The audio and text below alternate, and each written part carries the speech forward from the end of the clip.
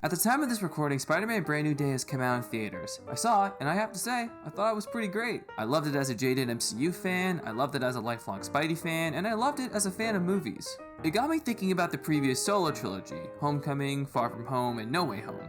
These movies kind of got a bad rap from a certain section of the Spidey fan base, and I feel that is from an ironic lack of knowledge on what the original comics were like. I'm not accusing anyone of being a fake fan. You don't need to know what the first ad and the first issue of Amazing Spider-Man was to be a true fan. I just feel that if you had the context of what these adaptations are pulling from, you'd have a different opinion on MCU Spidey, and maybe his entire stint on the big screen too. And so I've decided to make a video proving my point, where I just pair an MCU Spidey movie with a story from an actual Spider-Man comic. This isn't meant to be a review of each movie, but more of me offering a fresh perspective by highlighting something that both share, and just talk about how he's evolved from his decade-long journey from newsprints to cinemas. Before I get into it, I'd love to hear your thoughts on Spider-Man as well, whether it's about the movies, the comic, or anything outside of that. You want to talk about the So-So Popsicle?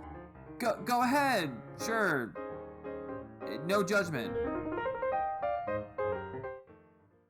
There's no better place to start than to start, so let's start with the start after the start.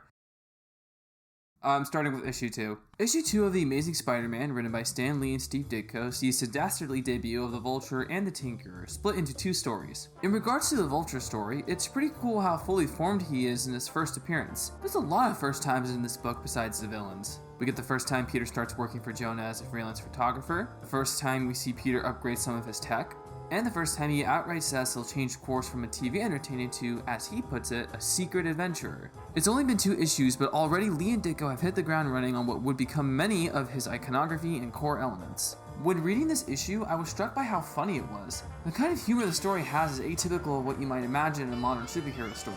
Usually the character will quip or jab at the humor of the situation. It used to be good at making me laugh, but nowadays I find that it's been overused to the point where it comes across as the character's not caring about the story, and therefore the audience stops caring about the story. However, in the classic high school era of Spidey, it's serious about being unserious, and it all works towards the tone. Take this for example. When Peter decides to sell photos to Jonah, he already knows that the Jolly Man hates Spider-Man and thinks he's a menace. But he's doing it anyway because he thinks it's funny. My man's doing it for the love of the game, dog. Even the Vulture's villainous plan to steal diamonds is comical in how, as a flying-based villain, he steals them from a supergrade and flies through the subway. I swear I'm not making this up. It's literally like, there's stages to this. There's the planning phase that they literally hold you in suspense about when it's going to happen and what it's going to look like. This sincerity and earnestness in portraying the era as a romp was something that Spider-Man Homecoming adapted pretty well. It's not deprecating itself to be palatable for the audience. It embraces the tone and in turn doesn't drag the movie down. Of course, the movie knows when to hold back on tickling the funny bones, and when things get real, they get real. But when it comes to adapting the elements of the high school hijinks that were those first 28 issues, they pretty much nailed it. The second story featuring the Tinkerer is less applicable here. It starts with Peter getting to work under the famous scientist, but then transitions into Peter fighting aliens. I guess it's noteworthy that both comic and MCU versions fight aliens in their early on-screen appearances, but they're both different situations in tone, so I figured it warrants a mild acknowledgement at best. Fortunately, there was no magic with a kick in the issue number 2, so that's a knockoff of classic Spidey, I guess. Magic with a kick! Before I talk about which issue I think ties into Far From Home, let's talk about this. This is the Essentials collection. For a while, Marvel was releasing huge omnibuses of their classic collection. However, unlike what you might see in some modern versions, these ones are entirely in black and white. Not grayscale, just the inks with no color. I actually used to read the 3rd Spider-Man volume of this back in high school, so this was how I was first exposed to classic Spidey stories. I'm not sure how to explain it, but I think the art in these books looks weirdly better than it does when colored in. I don't know, I got all kinds of nostalgia from grabbing these 2 volumes at my local comic shop. Even the smell is nostalgic.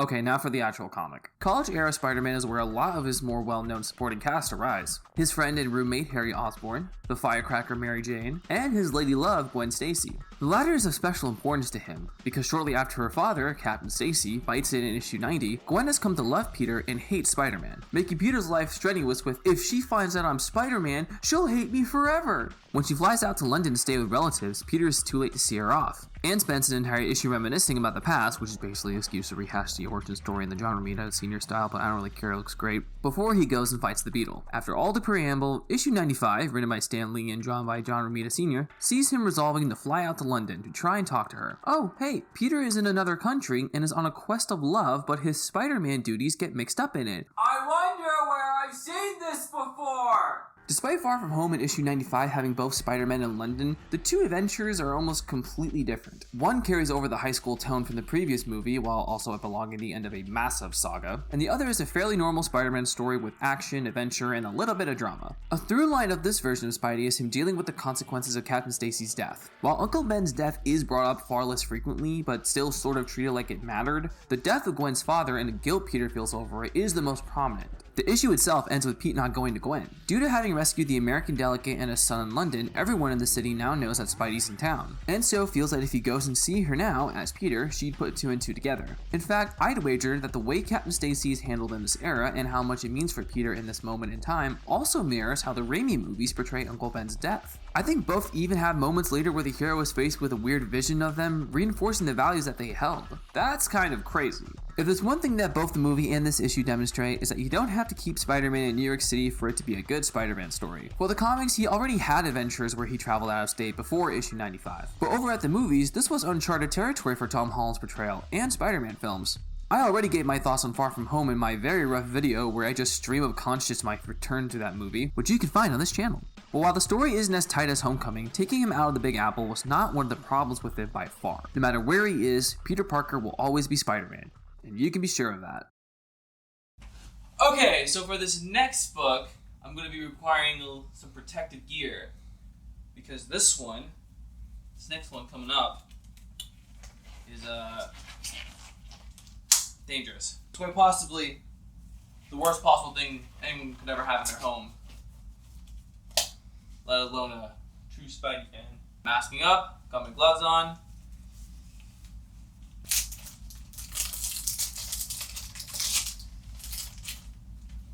God help us.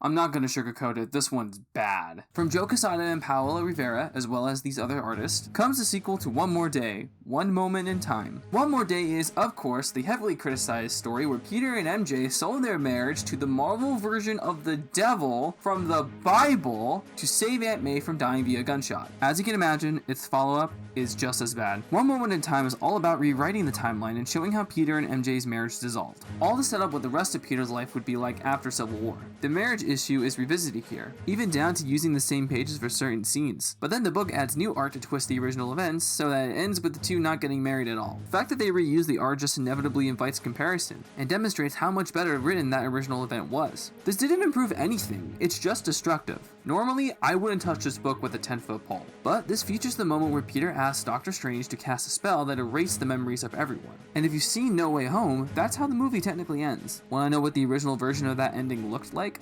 It's the biggest piece of dog shit. After an assassin attempts to kill MJ and gets stopped by Spider-Man, he swings her unconscious body to Doctor Strange to both heal her injury and ask a favor. Remove all memories of Peter being Spider-Man from the world. As the spell goes on, Peter, in a moment of selfishness, drags MJ back into his circle of safety to make her keep the memories. So now only Peter and MJ remember what happened. Now there's a lot of context for everything before that leads to this moment, but it'd take way too long for me to explain it. The next scene has them in a hotel room, I think, and this is where MJ and Peter have their final words to each other before they stop being an item for good. It's hard to digest. Not in a way that the writing is good, it's just bad. Peter's decision reverses all of his growth from the previous eras, and the book is non-stop with Peter always blaming himself for both Uncle Ben's death and Aunt May's attack. Self-guilt is kind of what motivates Spider-Man, don't get me wrong, but by this point he matured enough to want to be a hero out of a sense of just being good, not constant self-blaming. And that's not even compared to what they do with MJ here. The writers knocking her out for most of this moment robs her of any agency, and is a disservice to the decade of growth and material she's had as well. At least for the deal with Mephisto, she got to say something to him, even if it was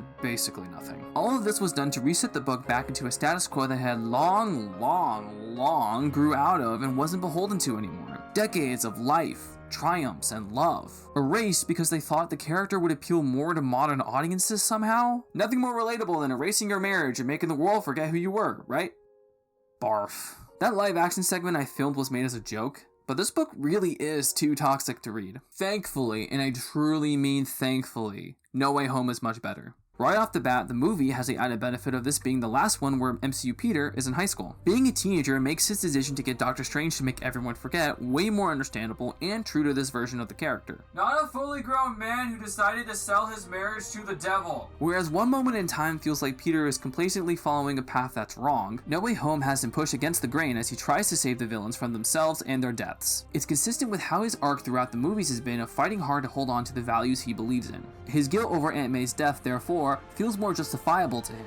It isn't some random guy that also ruined his marriage that pushes him over the edge. There's a more solid through line that the audience can follow and believe. Without this, the movie's second and third act would not have hit this hard. Interestingly, both endings do kind of have Peter rob his closest ones of a say in a major decision. But whereas Omit did it at the peril of regression, never to be revisited again, the movie, in my opinion, highlights Peter's reluctance through this lens as the first decision he makes as an adult. That moment ended his high school years on the promise that it will never be the same again. The safety of Aunt May and his neighborhood of Queens no longer exists. Peter Parker is no more. But Spider-Man lives on.